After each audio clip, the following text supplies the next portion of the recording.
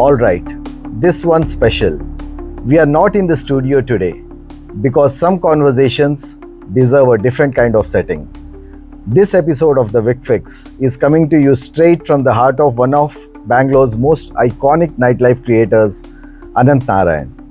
The man behind 34 legendary venues. The man who gave this city its first rooftop party, its first ladies' night, and 1,000 other stories that most of us only saw from the dance floor. And we couldn't fit all of that into just one episode. So this is a two-part special. In part 1, you're going to see the madness, the milestones, and the mayhem that made him a nightlife architect. And in part 2, we go behind the glamour, into the hustle, the hard truths, and the bold AI vision he's building next. Buckle up. This isn't just a podcast. It's a blueprint for anyone who's ever dreamed of building something unforgettable. Ladies and gents, presenting to you Ananth Narayan. Welcome to the Vic Fix. Such a pleasure to have you here. Thank you, Vicky. Thank you so much for such a wonderful introduction. The pleasure is all ours. We are so happy to be here in your lovely studio and shooting this special episode. Thank you again. I definitely want to congratulate you on hosting such a wonderful show.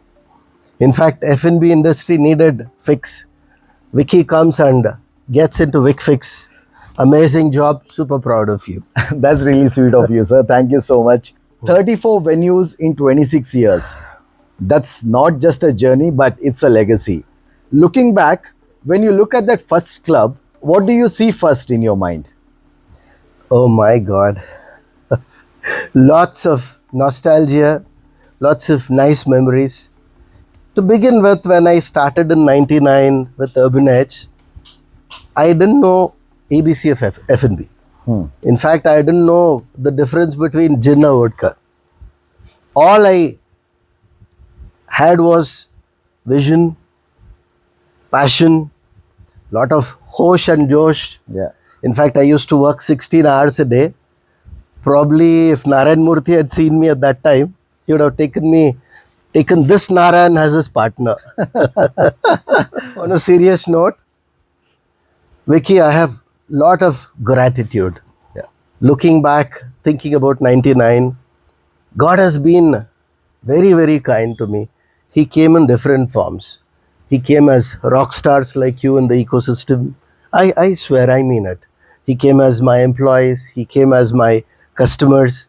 The whole thing combined together, I could do what I could do. Pure, sheer gratitude towards God and all of you. That is what I summarize if I look back at 99.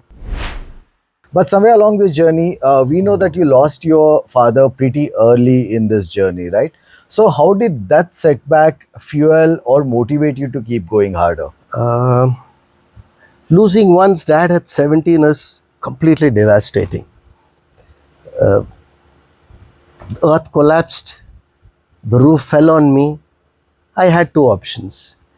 Either I could sit and cry the whole day, or I could stand up, fight and conquer. I chose to do the latter. In fact, I would like to thank another God in my life. My mom came as another God.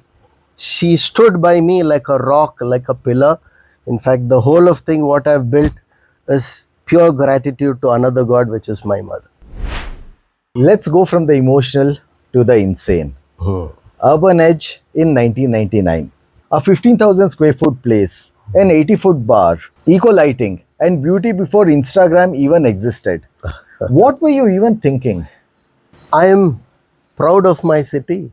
I'm super proud of many of my colleague bar owners. Innovation has been in bar owners' blood in Bangalore. From the 80-90 culture of first draft beer in Bangalore to multiple. Probably I just continued the legacy. I started giving what a customer wanted. I also visualized what a customer wanted better. Like I said, I just continued the legacy of what other pub owners had started. And God has been kind, the legacy went off well. How did this idea come into your mind? And while setting this up, what were the few logistical nightmares as well as the execution problems that you encountered? To be honest, I went through two stages. The first stage was there were consultants and so called partners without investment who came in, who showed me a donkey and said, "Oh, this is a brilliant elephant. Pay the price of an elephant to this." I did fall for it. The first 6 months with them was horrendous. Or maybe the first 3 months were good. Initial hype all went well. Post 6, 7 months, the place started collapsing. The moment the place started collapsing, these fakesters ran away. That is when stage two came in, where 3 months of deep diving, deep research I got into. Exactly what people want in this industry. I think continuing the God's mercy, God's kindness on me, people coming in different forms to help me.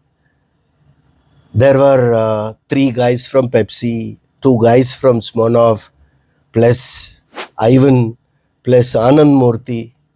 They came in as a resourceful ecosystem to tell me what is required.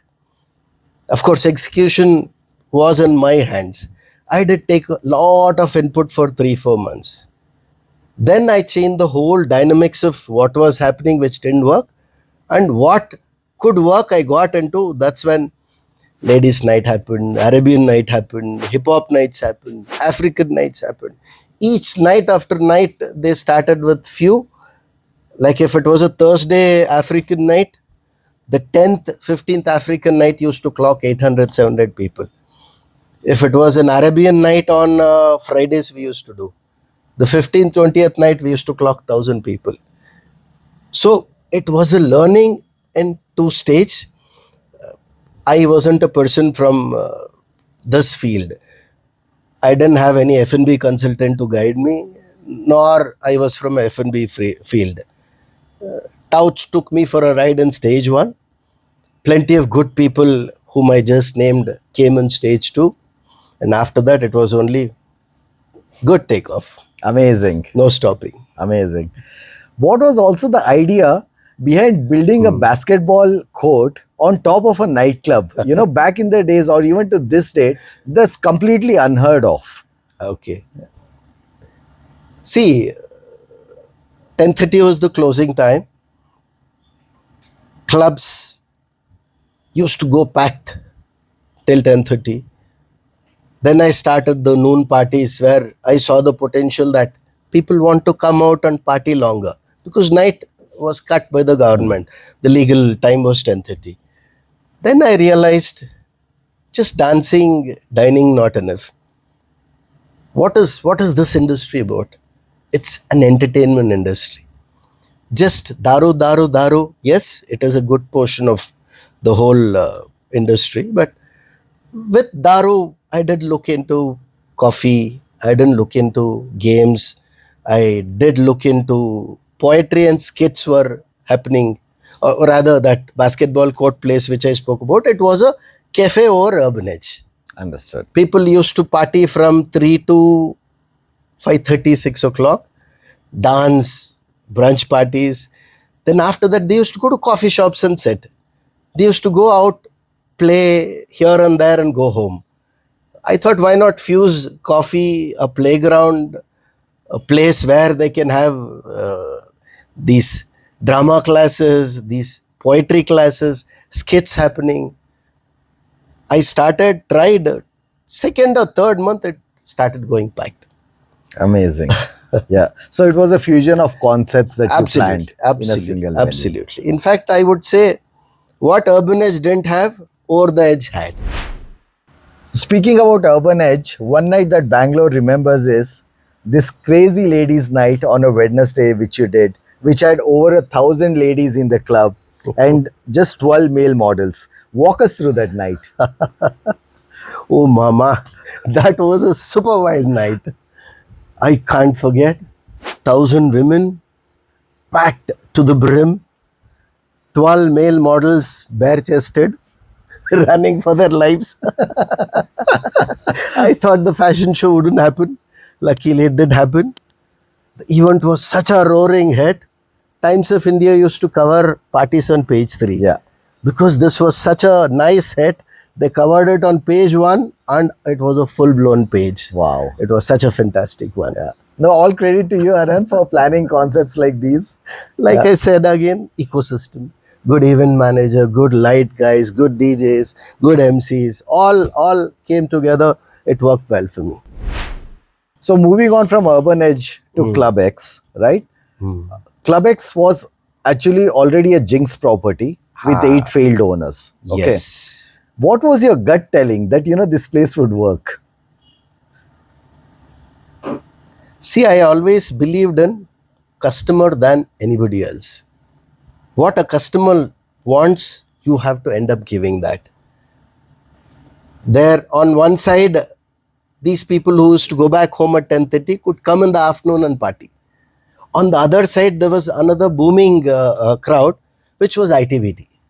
They used to work from morning 9 till 12 o'clock, sometimes till 2 o'clock. Where could they go? No eating, no coffee, no drinking, working, sleeping, sleeping, working. All work and no play makes a Jack a Dull dead boy. boy. Dead Not boy. just dull. So we didn't want these boys to die. Yeah. These boys and girls. So we, at that time, SM Krishna was the chief minister. To a little outside of the heart of the city and ran a little longer. Quite longer. What were lessons you learned from Urban Edge, that you implemented and, you saw the change in Club X?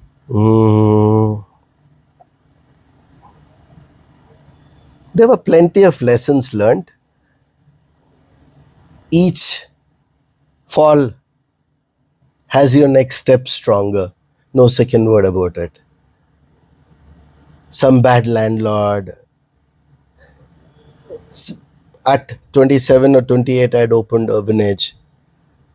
I was too rash. I did not know how to deal with the departments. Unfortunately, this industry is very dependent on not just you paying taxes, but there's a different structure to it where you have to live and let live. So I had made a lot of enemies there. So I sobered down, cooled down. So the mistake I did, I could not cross 10:30 p.m. in Urban Edge. At Club X, sometimes it was 10:30 a.m. The difference was quite clear. Yeah. It was because of the lessons learned. Credit also goes to you for throwing Bangalore's first brunch raves. How did this idea come into your mind? Okay. 99, the legal closing time was 10:30. The now millennials, who are the party animals, one, they didn't have a place to party after 10:30. Second, there were places 10 kilometers away, 30 kilometers away, farmhouses, underground clubs, but it was a risk of drink and die. So I saw the potential, or rather the lacuna existed in the city, heart of the city. I thought, why not start noon parties? I never expected it to be so big. Boom. First party, it was like 50, 60 people. Second party, it was like 500 plus. Third party, I would like to tell you an incident. Post third party, my office was on the first floor in a corner. Entry was on the ground floor in another corner. Post third party, noons I could never go to my office. It used to be packed to the brim. Wow. So I gave up going inside. I used to sit outside, count the cover charge happily, and shoo away all the underage kids and the fake ID kids. It was so much fun. It was brilliant noon parties they were. What's one wild post-midnight moment that happened at Club X that still makes you laugh? I don't know if I can speak about it in open. But Vic Fix, I have to. The outside section of Club X was a completely wild section. So many of my friends plus enemies also used to come. We had almost, I think, 60 plus cameras there. Every inch and centimeter was captured. These enemies became my friends thanks to the CCTV DVR. And I still have preserved it. Yeah. When I want to B-mail, I will B-mail them. Was it also Clubex that wherein, the parking used to be so full that you'd have auto drivers ferry? Yeah, can you tell us about that? See, Clubex had around 30, 35 car park. The place used to clock 1,500, 1,200 every weekend. The road was, I think, 3-4 kilometers before a village started. So 1,200, 1,400 people, there was no Ola, there was no Uber. Mostly it is bike and car. Yeah. So many cars used to come. They used to take 20 minutes, 30 minutes to walk and go, 20 minutes, 15 minutes to walk and come back. So we used to have like 100 people standing outside. So instead we had hired 20 plus auto rickshaws.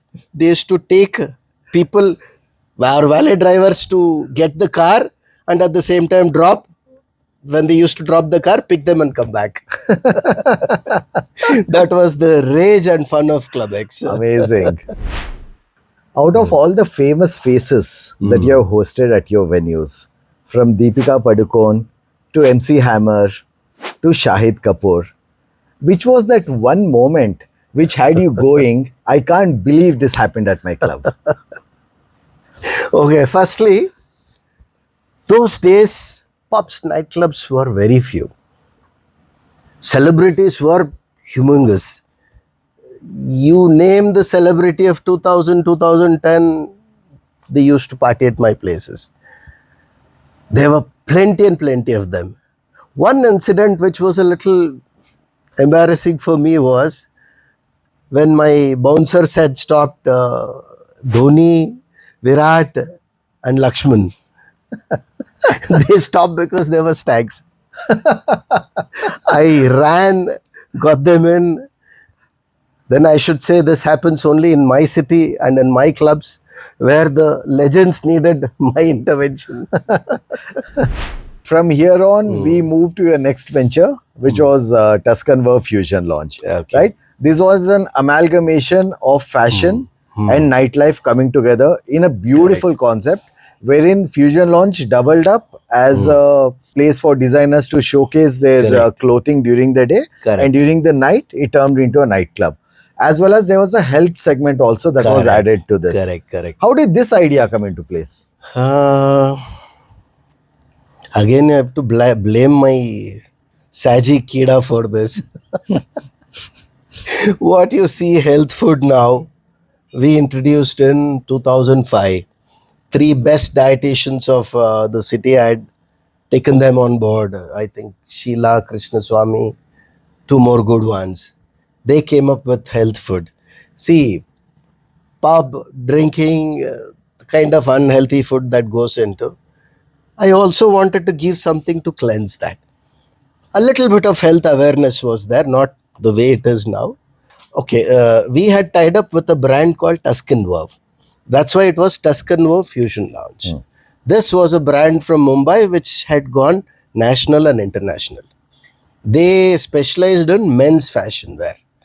So we made the place into a fashion store in the daytime, and nighttime the store used to convert to a lounge. But it had a big ramp with clothes displayed. People who wanted to buy either day or night, we had models wearing those clothes and then walking on the ramp, and if they liked something, they could buy it. It was a good, nice concept which was a big hit. I think Bidapa, Demla, Rahul Dev Shetty, many of them have done fantastic fashion shows there. Amazing. That was another rage of the town. Yeah. That combination worked, fashion and nightclub. Do you think this concept was much ahead of its times when it was launched? See, in fact, the best of fashion designers you see now, They were in their mid or early phase of life. Thanks to all of them, Tuscan became such a rage. Definitely the trend started at that time. I think 2020, it boomed. Bangalore definitely is the best fashion capital of India after Mumbai now. The trend started then. Urban Edge, Club X, Tuscan Verve. Each venue better than the last. And even the concepts that you planned, such as a rooftop basketball court, a fashion themed club. What drives this hustle and this vision to totally go off script every time and come up with these concepts? I think I'm a typical mad Saji. I'm always into R&D. I'm always into innovation. And I'm a super loyal person to people who are close to me. Customer is God to me. I'm super loyal to my customers always. So I try to do my best to the customer each time and every time. Probably expecting the unexpected is expected out of me because of this. I owe this to my madness. But looking at all your venues, what was the single most dangerous risk you took that actually paid off? Talk about 3 decades, I would call it a journey of khatro ki khiladi. Life, every second is a deadly journey. But one incident I can't forget where probably I was better than Akshay Kumar. My guy said stopped the excise minister's son for 30 minutes. At the entry. Yeah. And I didn't know who it was, so I refused to budge. Then Sharat Rice, VRO, he came running and said, "Bro, it is excise minister's son." I sensed what a dangerous thing my people have done, and I have seconded. I ran, spoke to him. He was gem of a guy. I took good care of him. He became such good friends that he became my support system. Talk about the twist and tail, a dangerous incident which could have closed my place, worked to my advantage. He became my best friend. Fusion Launch ran for 16 years straight in an industry where most venues don't even survive for 16 months. What's the secret sauce? To be honest, Fusion Lounge wasn't a lounge at all.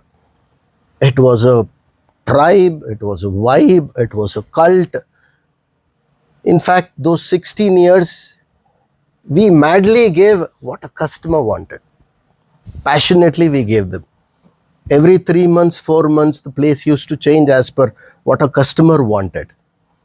In fact, the kind of events and event managers the place has churned, I would probably call it a factory or a Bible of event managers and events. Those Chotu Mintu who are there, whom I saw them growing, today are one of the best event managers in Bangalore. It makes me so proud. That was the power of Fusion Lounge. Through Fusion Launch, okay, you gave a platform to Northeastern communities as well. You also had Northeastern community nights. There were Bhutanese nights. There were also Russian karaoke nights at one point of time. How do you balance niche ideas with mass appeal? I call my wife James Bond 008. From today, I'll start calling you 009. What, man? Many things my wife doesn't know. You know, how the hell did you dig up so many things? We have a good research team in place. Amazing. Like I said, every fall leads to a rise. Every rise leads to a leap. Every leap leads to the sky. So, pub after pub, club after club, I've learnt lessons and grown. So I realized one part of India is very neglected, which is Northeast. The Seven Sisters you called, what a rich heritage they have. Their music, their food, their dressing, their style, my God. Absolutely. They'll beat any part of India. They're so good. But they're always neglected. Chinkies, momos. Why? So I realized this discrimination is not good. One, they should be given their due share. Plus, it's a business opportunity also for me. What better when you can make money and do something which you're proud of? We did Naga nights. We've done Bhutanese nights. We've done Assamese nights. In fact, I opened 2 Northeast restaurants in my 34 list. Pure Northeast food. So what, like I said, it was a combination of business opportunity plus, as an Indian, some part of India was neglected. I did look into, and I'm glad I promoted that community a lot. I'm happy about it. I'm glad I asked this question because I mean, I've seen you personally stand and mentor these kids. And, again, you're continuing to inspire and raise a whole new generation of very motivated people. So, yeah. I'm proud, like I said, 0.5% or 1% or 0.1% is mine. There are boys who came as creative guy, 50 rupees I used to pay him. I spotted the talent in him, made him a DJ. He was a rock star. He became a rock star Tibetan DJ. Now he runs few clubs. So such are the talent available in our country. You just need to give them that little push. Absolutely. Yeah. That little push, then they become bullet train. Ananth, you have also had managers who have gone on to open their own venues. One of them even all the way in Bhutan. Does it make you proud, or do you look at them as a competitor? Oh. I'll ask you a question. Your father, seeing you do better than himself, what would your father feel? He would be extremely proud. All these guys are like children to me. When they grow, my left auricle, ventricle, I'm not too good in biology, whatever part of my heart swells in pride. Beautiful. Competition is absolutely not even thought of. In fact, I would say I'm a proud mentor. It speaks about that I taught them well.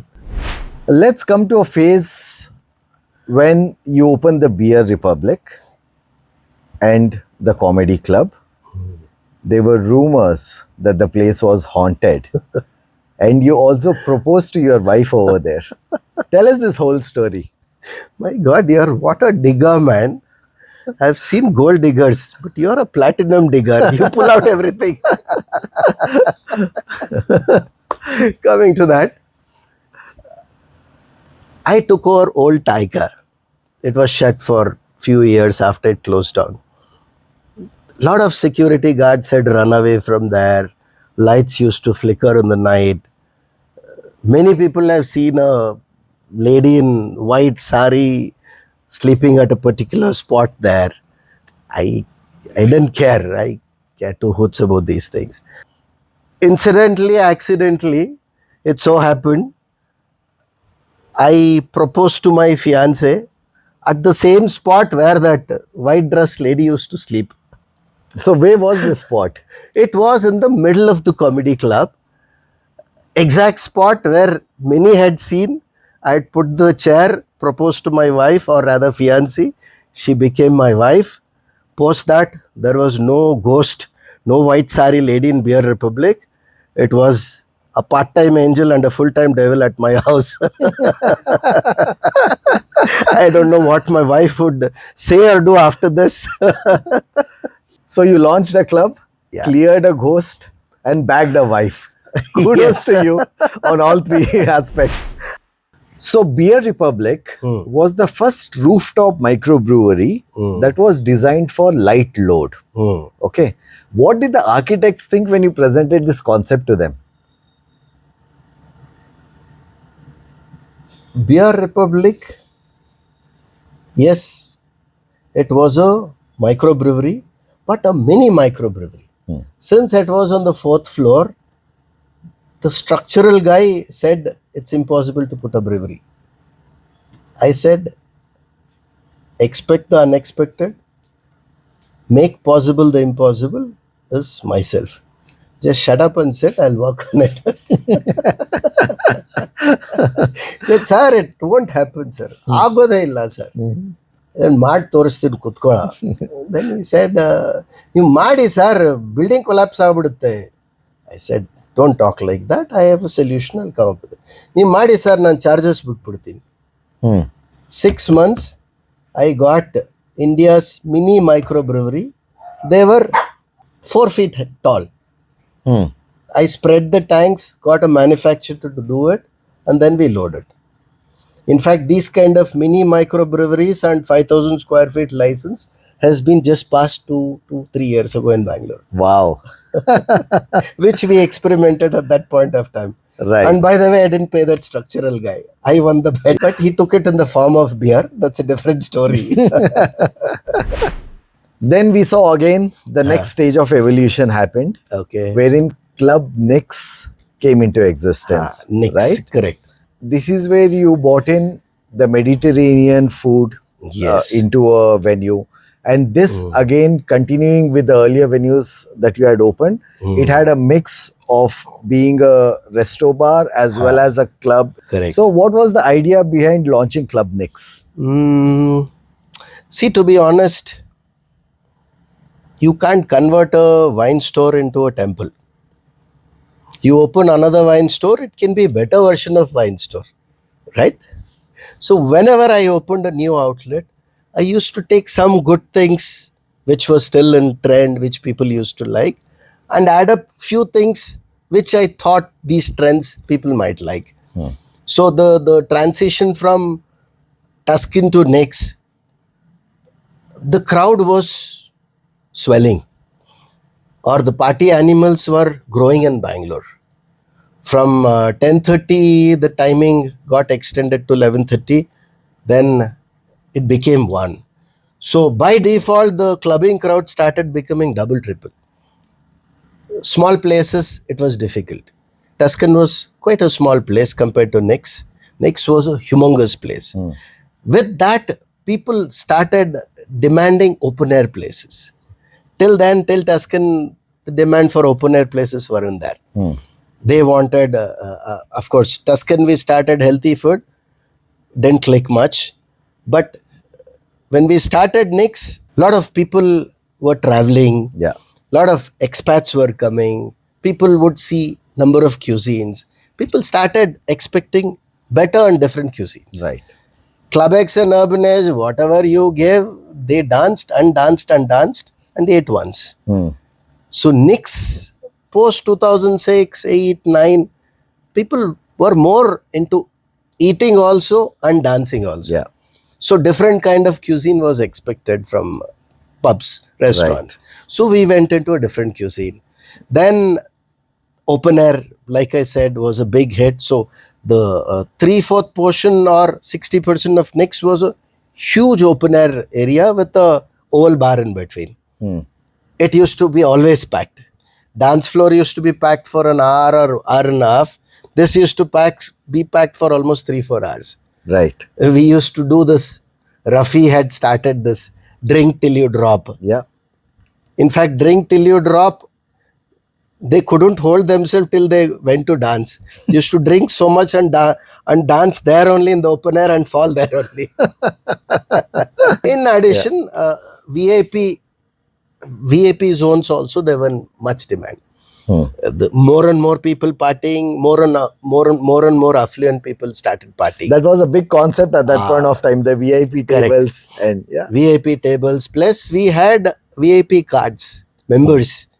At that point, if I remember, we used to sell membership for 4 lakhs or 5 lakhs. Wow. So it's a big sum. Wow. And what did the membership benefits entail? There used to be a separate section behind the DJ console. They had access to the DJ console. DJ console was elevated at almost 15 feet. The place used to get the best of Indian and international DJs. So one, they had access to the DJs, plus they had their own private bartender, plus their own private section. See, along this journey, Ananth, a lot of credit also goes to you for spotting some of the best talent that Bangalore has unearthed. Specifically, talking about Sharath Rice, Yeah. Safdar, Don, Rafi, Richard. Each of them started off as as promoters at your venue, and then, like, along the journey, they have gone on to become extremely successful entrepreneurs and businessmen. How did Absolutely. you cultivate this culture, of constantly, like, spotting raw talent and giving them a platform to shine on? Long story, I'll cut it short. You know Nikhil Kamath, Hmm. Zero the owner, the billionaire India is proud of. His dad was my mentor.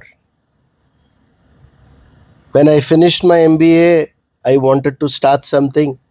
I didn't have collateral. I didn't have many documents which a bank asks for loan. I was a young kid. Nikhil Kamath's dad spotted me, tracked me, locked me, and ensured that he became my godfather. I would say, after my mother, whom I call God, there's one more godfather, which is Nikhil's dad. You are Kamath. Now, the late you are Kamath.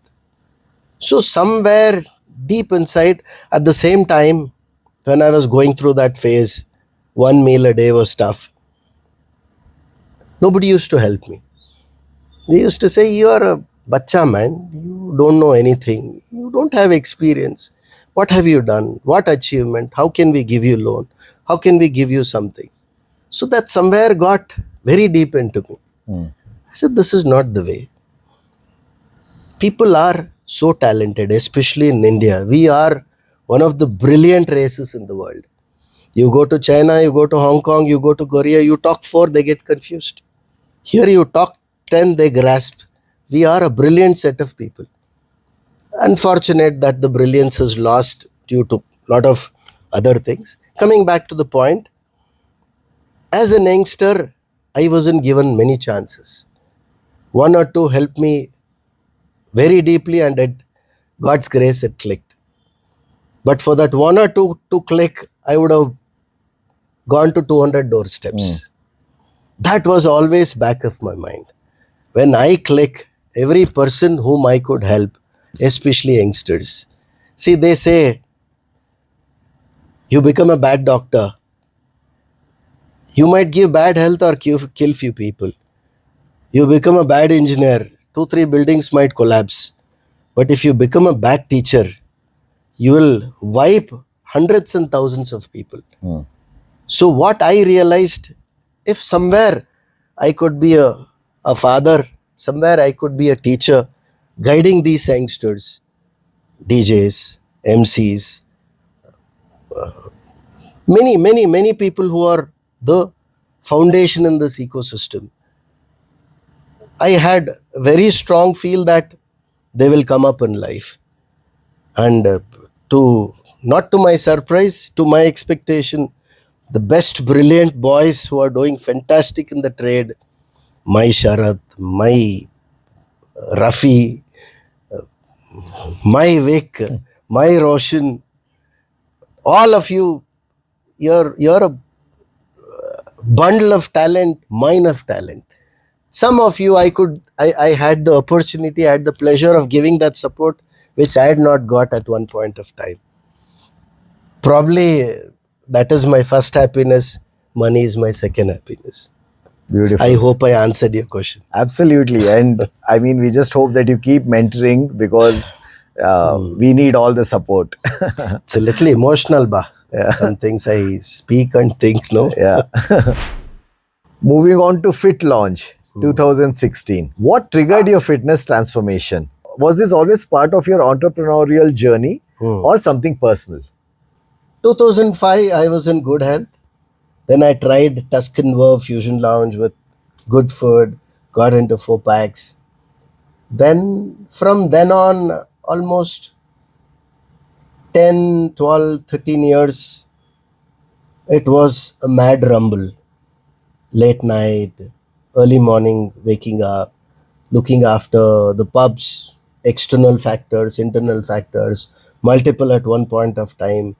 So the stress was tremendous.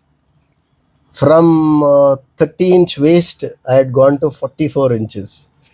I had my weight had touched 120 kgs. Then at the same time, personally also I got hit. Late night work. Many of the restaurateurs go through this. They stay away from family. They don't see their children. They don't see their wives. By the time they wake up, nobody is at home. By the time they come, everybody's asleep. So family took a toll. I went through a bitter divorce. Then health, I took a toll. Backache to knee surgeries to spondylitis. I was sick as hell. Then I realized what struck me when I was 17. Something bad happens. You can sit and cry or you can stand and fight. Then I fought on both counts. On one count, in fact, I was quite old at 2016, not a 16-year-old or 18-year-old. I didn't want to remarry. Mom pushed me. She said, go on shadi.com, go on different websites. You deserve another chance. Whole life you've been working hard. You haven't had a good life. You should not give up. So on one side, I started working on my personal self. Some good trainers I found. Health is holistic. It's a combination of 8 hours sleep. It's a combination of what you eat in those 24 minus 8 hours, plus how flexible you are, plus your body parts and cardio. So I found 3 trainers, one yoga master, one body parts guy, one cardio guy, and one dietitian. These 4, I think in our Purans, we talk about Trimurti. They came as Char Murti in my life. They transformed me. Absolutely. At the age of 40, from 125 kgs, I became 70 in about 1 year. From 44 waist, I went to 28 with 4 packs. Boom, it was a new me, new vigor in business, new vigor in personal life. Then mom backed me into remarrying. Then I found my angel after a long search. And to my good fortune, again, God has been kind in the second time. The person whom I dated and now I'm married to owned few gyms. Okay. She was a gym owner and a fitness trainer too. It was a all women's gym. So dating hua, 4 packs were almost coming. Yeah. Dating hote, beating shuru hua. Then 4 packs came on me. Amazing. This is my personal and health journey. Yeah. Not many people I've shared. Yeah. This is the journey that you make us so comfortable that we आपके शरण हो जाते. Now again, this is very inspiring because this is the journey that I think no one knows, and the ethos behind the fitness regimen that you follow is broken down here. So thank you for telling us about that. Let's talk about your current magnum opus, just BLR. 15,000 square feet of comedy, dining, dance, all under one roof. You call it your R&D lab. But is this your final boss level? Or do we foresee something coming even bigger? See, just BLR, I would call it Tesla headquarters of food and beverage industry. So I probably have crossed deploying 200 machines, out of which 50 plus have worked well, very well. Few more are being put into use now. I did realize that mindless expansion is of no use. You need to have certain controls to get into that profitable cycle, which I just spoke about. This is what is happening there. If you're asking me about what is cooking, I would say see the unseen, feel the unfelt. F&B world would be a happier place with these. Wait and watch. Lots of things are coming. You have been a tenant in the same building for 20 plus years, right? Yeah. What's the emotional connect with this address? Uh, One, I'm an extremely loyal guy. You support me on one, I will support you on 1,000. You support me on 1,000, I'll get into billions. Then it's infinity. Like that, when I came to this building, I was quite broke. My journey has been a roller coaster. People see that glamour, glitz, the women, the daru, sharu. But few minutes ago, I told you about how broken a restaurateur can be in terms of finance, in terms of health, in terms of family. Outside world is a different. What looks is a different thing. What inside is a different thing. So I've undergone multiple losses. Each place shutting down is a learning. No second word about it. But it's a costly learning. Right. Absolutely expensive learning. At one point, I had 6 liquor licenses. Today, I have only 2. I sold them. Their cost was 2 lakhs. I had sold at 4 lakhs. If I'd retained today, it's 3-4 crores. Right. But adversity. One place closes, and I've never borrowed from anybody except that my first loan from UR Kamath. No pubs or borrowed money. It's all what I earn, I reinvest, and then reopen places or open places. So when I came, building owner and his dad, they were super supportive of me. Tuscan Verve was such a rocking place. The building owner troubled me left, right, center. He wanted double the rent, I made it double. Then he wanted triple rent, I made it triple. All in a span of 2 years. Then he wanted 6 times the rent. And I said, FO. He started calling cops in the night. He started calling excise people. He troubled me a lot. At that point of time, this building owner of Fusion Lounge met me there. We just were speaking and his place was empty. He saw what kind of trouble this guy was giving. So, heart and soul, he supported me. In fact, the deposits were 12 months at that time. He took 3 months deposit. He said, I know you have to shut that place and come because he's troubling you. You'll have finance problems. And almost 6 months he gave rent waiver. Who would do that? Right. He supported me left, right, center, thick and thin. So there have been bad instances, there have been good instances. Whatever has happened, he's been my another pillar. So that has led me to continue for so long. And somebody supports you, it's like God giving you an indication, boy, proceed. Absolutely. I'm there behind you. Yeah. God doesn't come on his own. Oh, Hindi they say, no, that God sends his Zarya. Yeah. Yeah. So these all were Zaryas and telling me, don't give up, fight, we are there for you. You say you paused to master the basics: food, service, bar. But after launching 34 venues, how do you know when to stop chasing more and start digging deep into what actually works? Fantastic question, Vicky.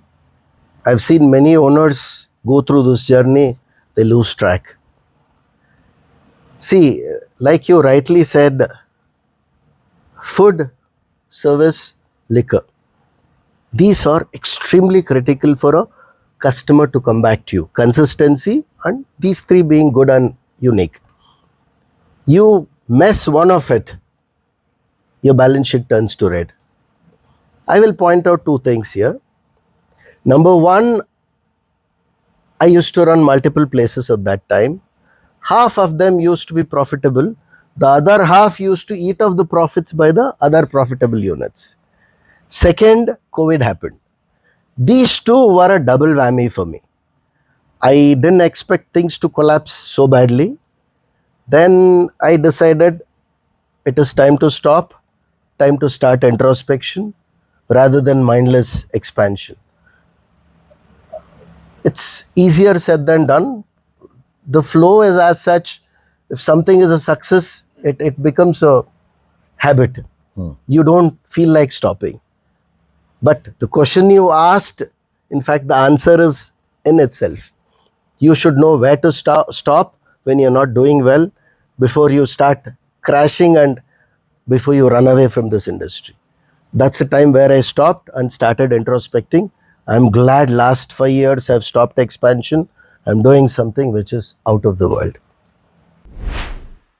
So we are going to move into a very interesting segment, which I've specially curated for this episode.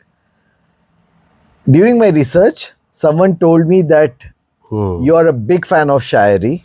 So we have planned an entire Shayari segment in this episode, in which I'm going to ask you certain questions, and you will need to respond to them with Shayari. Oh my God. You have caught up with a lot of my chedi dost. Are you ready to drop the Shayaris? Bomb me, let me see. How deep is your love for your outlets, for the industry, and for your wife? बिना देखे तेरी तस्वीर बना सकता हूँ, बिना मिले तेरी हाल बता सकता हूँ. अरे मेरी मोहब्बत में इतनी ताकत है कि तेरी आंख के आंसू मेरे आंख से निकाल सकता हूँ. क्या बात है, इरशाद इरशाद. Describe the F&B life in one line or rhyme. जिंदगी गम है, गम में दर्द है, दर्द में मजा है और मजे में हम है. What's your take on your competition? Rivalry or relay race? एक दूसरे के जैसा होना जरूरी नहीं, एक दूसरे के जैसा होना जरूरी नहीं, एक दूसरे के लिए होना जरूरी है. That is when the community becomes bigger and we become stronger. Who's been your anchor in life? It's my wife. She's my life. This one is to you, wifey. मौत का तो नाम सिर्फ बदनाम है, मौत का तो नाम सिर्फ बदनाम है, वरना तकलीफ तो देती है जिंदगी. बीवी का नाम भी बदनाम है, बुरे वक्त में देती है साथ तो सिर्फ बीवी ही. Straight out of the park. One final message for the F&B world, sir. आपके अंदाज में. तू अपनी खूबियां ढूंढ, खामियां निकालने के लिए लोग है ना. अगर रखना है कदम आगे रख, पीछे खींचने के लिए लोग है ना. तू अपने अंदर जुनून की चिंगारी भड़का, जलने के लिए लोग है ना. तू कुछ करके दिखा लोगों को, तालियां बजाने के लिए लोग है ना. क्या इरशाद इरशाद इरशाद. Enter F&B only if madness is your starter, passion is your main course, sacrifice is your dessert, and customer love is your nasha. Thank you, sir. That was a brilliant Thank segment. you, thank you, thank you. आपकी शायरी sir आंखों पर. Thank you so much for walking us through that legacy. You have built chapters in Bangalore's nightlife story. And what's clear after all this is that every single place that you launched wasn't just a venue.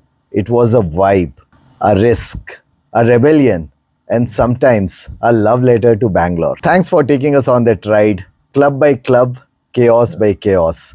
We are eagerly looking forward to the next episode of the Vic Fix, in which we are going to talk about what's coming next. In part 2, we are going to dive deep into the real issues, the industry's hidden war zones, and your crazy AI robotics vision. And I have a feeling that your biggest chapter is still under construction.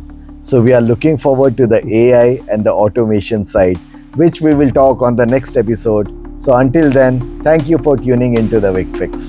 Thank you.